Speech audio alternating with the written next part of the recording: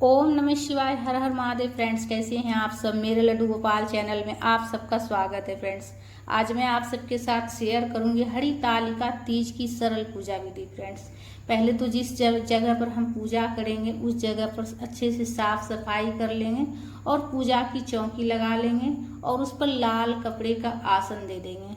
सुहागने अपनी पति की लंबी आयु के लिए यह व्रत करती है, हरितालिका तीज का व्रत करती है और पूजन करती है। पूरे शिव परिवार की पूजा की जाती है इसमें फ्रेंड्स, और पूरे 16 श्रृंगार करके सुहागने यह पूजा करती है।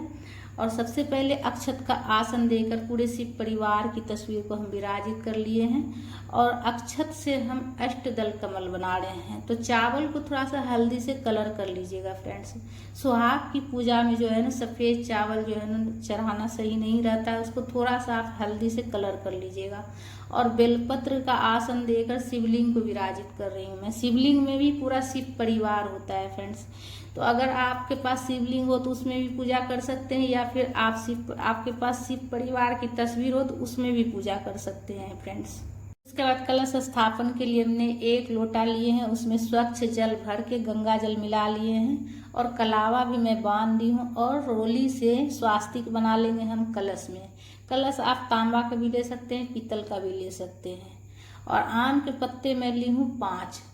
आप चाहे तो अशोक के पत्ते भी ले सकते हैं या फिर आम के पत्ते भी ले सकते हैं। तो 5 पत्ते मैं ली हूँ आम के। और कलश में डालने के लिए 5 चीज़ें लेना है आपको कलश में डालने के लिए। तो गांठ वाली हल्दी डाल दीजिएगा, 1 सुपारी, 1 सिक्का और पुष्प और अक्षत, ये 5 चीज़ कलश में डाल लीजिएगा। और 5 मैं आम के पत्ते ली हूँ और सभी में मैं रोली से तिलक कर दे रही हूँ। रोली से और चंदन से तिलक कर लेंगे और कलश में हम लगा लेंगे। आप चाहे तो देखिए 7 पत्ते भी ले सकते हैं या फिर 5 भी ले सकते हैं। आम का ना मिले तो आप अशोक के भी ले सकते हैं।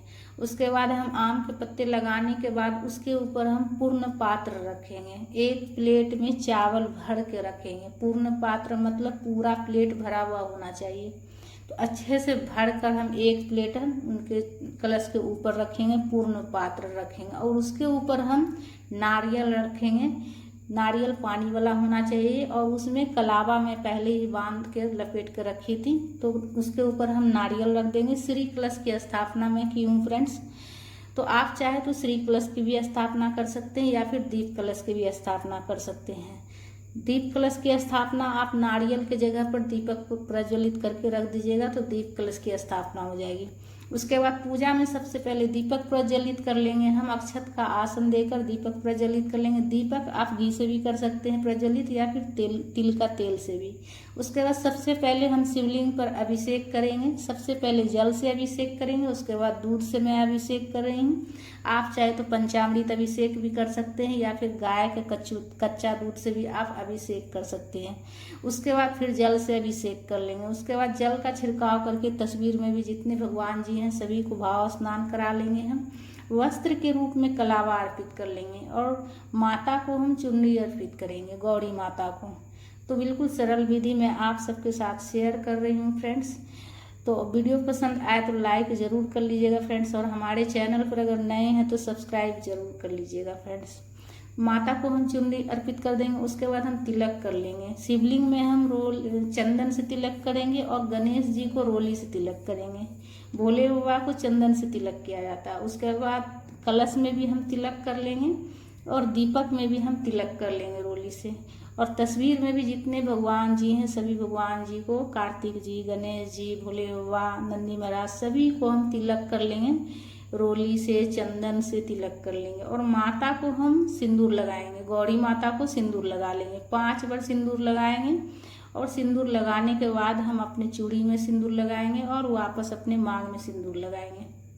उसके बाद गौरी माता को सुहाग की सामग्री चढ़ाएंगे। सुहाग की सामग्री में आप 5, 7 पूरा 16 श्रृंगार की सामग्री आप चढ़ा सकते हैं। अगर पूरा 16 श्रृंगार की सामग्री नहीं चढ़ाते हैं तो उसमें आप दक्षिणा रख दीजिएगा सुहाग की सामग्री में, तो पूरे 16 सुहाग की सामग्री की पूर्ति हो जाएगी। दक्षिणा रख दीजिएगा सुहाग की सामग्री के साथ में, आपके पास जितना हो 2, 4 जो भी हो चढ़ाकर।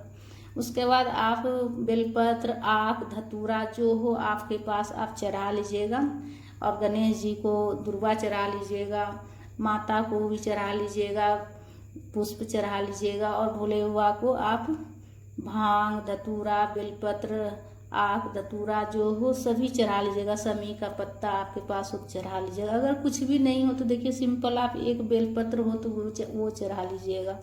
इसलिए कि जो है ना बेलपत्र जो है ना भोले बाबा को बहुत ज़्यादा प्रिय है।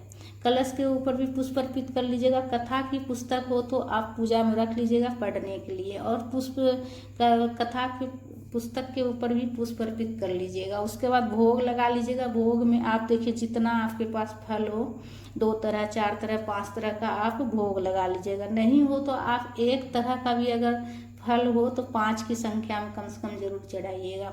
उसके बाद बतासा का मैं भोग लगाई हूँ। बतासा हो तो बतासा का लगा सकते हैं, मिश्री का लगा सकते हैं, मिठाई का लगा सकते हैं। आप अपने श्रद्धा शक्ति के अनुसार जो हो उसका आप लगा सकते हैं मीठा में। उसके बाद धूप प्रज्वलित करके धूप भी दिखा लीजिएगा। उसके बाद पूजा में कुछ दक्षिणा जरूर रख लीजिएगा, इसलिए कि दक्षिणा रखने से पूजा में कुछ भी कमी रहती है तो उसकी पूर्ति हो जाती है।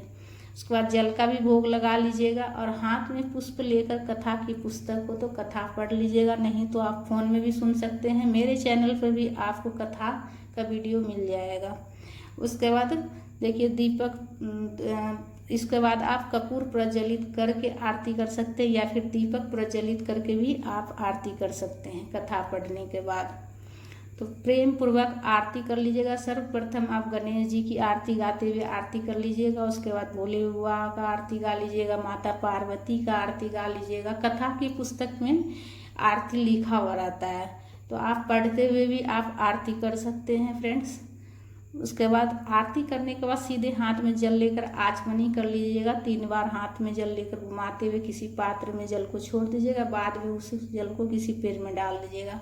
उसके बाद आप प्रार्थना कर लीजिएगा गौरी माता से। आपकी जो भी मनोकामना है वो कहिएगा। माता से झोली फैलाते हुए आप जो भी आपकी मनोकामना है वो कहिएगा, माता से मांगिएगा, भोले बाबा से। उसके बाद जिस आसन पर हम बैठकर पूजा किए थे उस आसन के पास भी हम धरती माता को प्रणाम करके, और जो आसन पर हम बैठे थे उसे उठाकर वापस हम जहाँ से उठाए थे वहीं हम रख देंगे वापस घर में अच्छे से उसे। उसके बाद पूजा इस तरह से संपन्न होता है फ्रेंड्स। तो फ्रेंड्स हमारा ये वीडियो आप सबको कैसा लगा? अगर अच्छा लगा तो लाइक ज़रूर कीजिएगा, और हमारे चैनल पर अगर नए हैं तो सब्सक्राइब जरूर कर लीजिएगा फ्रेंड्स। पूजा की चौकी कैसे उठाना है, सामग्री का क्या करना है, इसका वीडियो आपको मेरे चैनल पर हरितालिका तीज के पहले ही मिल जाएगी फ्रेंड्स। तो वीडियो पसंद आए तो लाइक ज़रूर कर लीजिएगा, और हम तीज त्यौहार कैसे मनाते हैं उसे देखने के लिए सब्सक्राइब कर लीजिएगा।